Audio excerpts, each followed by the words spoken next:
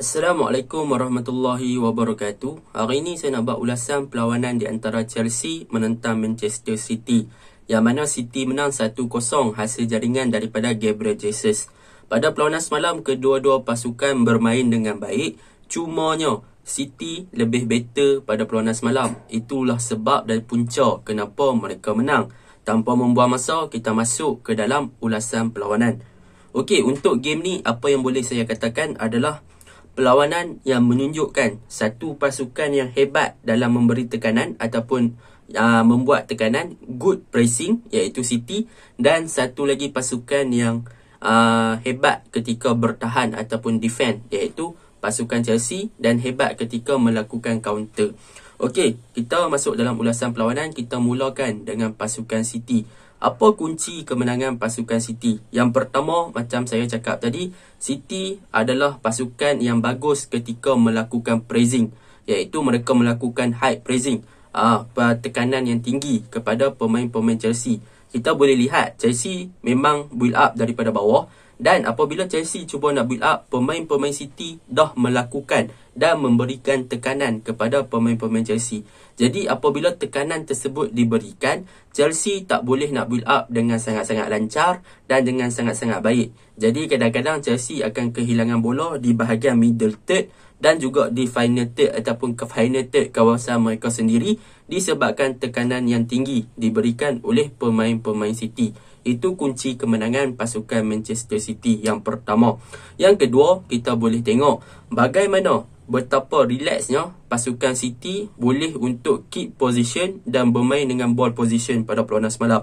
Mereka ada banyak arah untuk attack pasukan Chelsea, sama ada belah kanan, belah kiri. Mereka cuba segala arah, yang mana daripada segi short passing. Sebab apa City boleh bermain dengan sangat-sangat terbuka, iaitu open gameplay? Kerana Chelsea adalah pasukan yang bertahan dan mereka tidak bagus dalam memberi tekanan kepada City. Jadi apabila City tak dapat tekanan ataupun tak di-pressing oleh pemain-pemain Chelsea, maka memang berleluasalah untuk City bermain untuk keep position dan juga ball position pada perlawanan semalam. Tu sebab mereka boleh kawal kawasan middle third dan juga final third pasukan Chelsea, sebab mereka tak ditekan. Mereka boleh main untuk short passing, boleh buka sana, boleh buka sini, kan? Jadi nampak macam relax and cool sahajalah City main pada perlawanan semalam. Itu yang kedua. Yang ketiga, defending pasukan City semalam memang sangat-sangat cemerlang. Mereka memang sangat-sangat bagus daripada segi marking. Man marking, kita boleh tengok bagaimana mereka marking Werner. Sampai ada 2 ataupun 3 player dah marking Werner. Sebab apa? Sebab mereka tahu kalau Werner lepas, memang agak bahayalah untuk barisan pertahanan mereka. Dan untuk Lukaku, mereka letak Ruben Dias untuk man marking Lukaku. So bila Lukaku dapat bola, memang Ruben Dias tu kawal ketat Lukaku. So Lukaku pun tak boleh nak pergi mana bila dapat bola. Itu memang sangat-sangat bagus lah daripada defense City. Bahkan apa yang kita boleh belajar daripada defense City ketika bertemu dengan pasukan Chelsea, kita tahu Chelsea adalah pasukan yang boleh manfaatkan daripada segi crossing, daripada segi penetration passing, iaitu mereka boleh buat through passing dan sebagainya, dan mereka akan boleh buat cutback sekiranya mereka bermain di wide angle. Memang Chelsea suka main wide angle lalu buat crossing menggunakan wingback mereka, kan.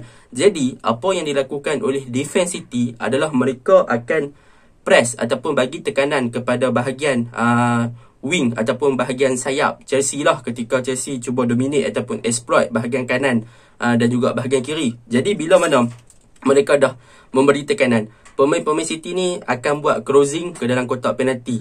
Jadi apabila crossing yang dilakukan oleh pemain-pemain Chelsea ni, kadang-kadang Lukaku, Alonso yang ada dalam kotak penalti tu dah memang kena well marking lah, kena marking dengan sangat-sangat baik. Jadi memang dah tak boleh nak buat apa. Jadi memang City dah boleh baca lah, senang cerita, dah boleh baca game Chelsea pada perlawanan semalam. Banyak crossing yang dilakukan, semuanya chill sahaja. Sebab apa?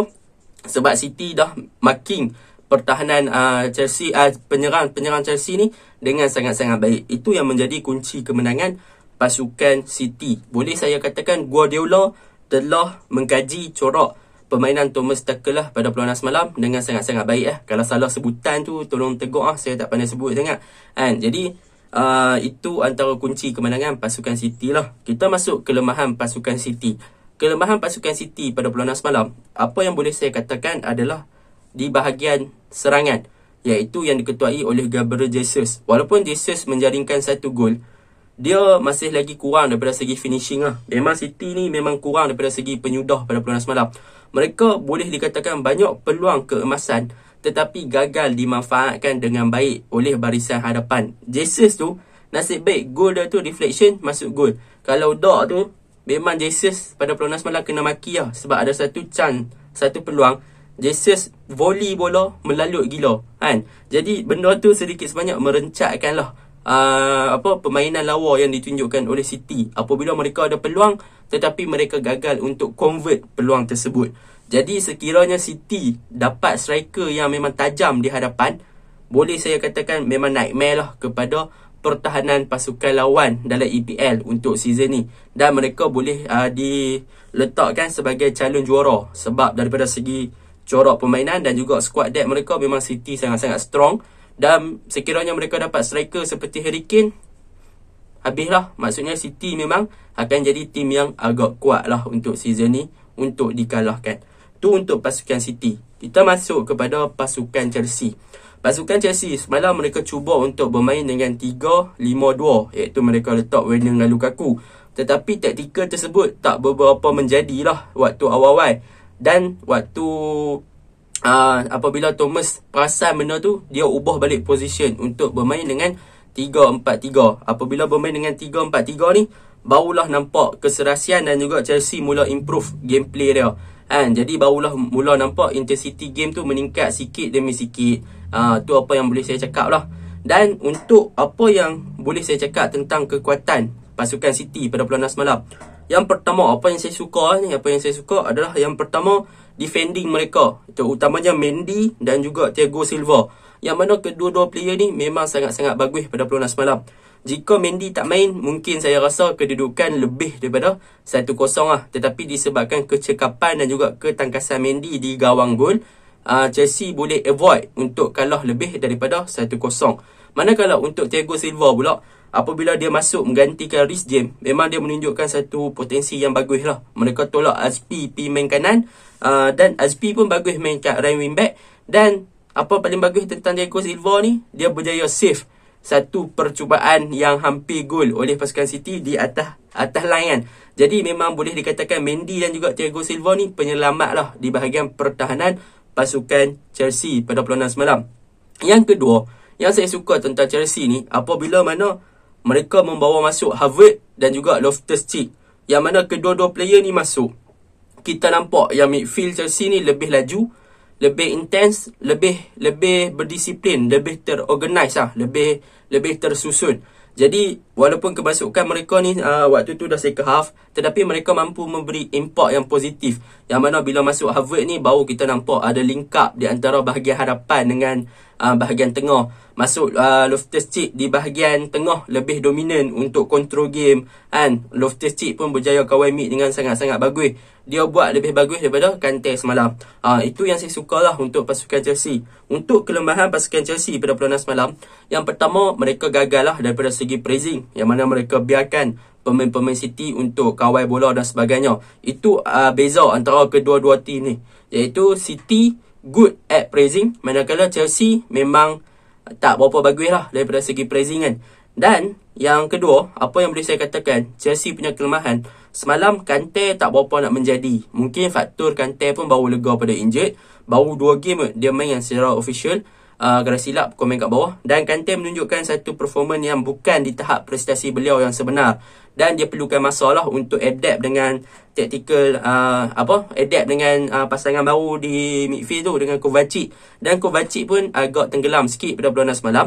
Dan untuk first half, kita boleh lihat bagaimana link up antara Lukaku dan juga bahagian tengah pun hilang pada perlawanan semalam. Boleh dikatakan Chelsea ni lack of creativity pada perlawanan semalam. Dan memang mereka merasai kehilangan Mason Mount. Kalau Mason Mount main semalam, mungkin akan jadi something yang lebih different lah. Jadi mungkin Chelsea boleh bagi lagi fight di bahagian serangan.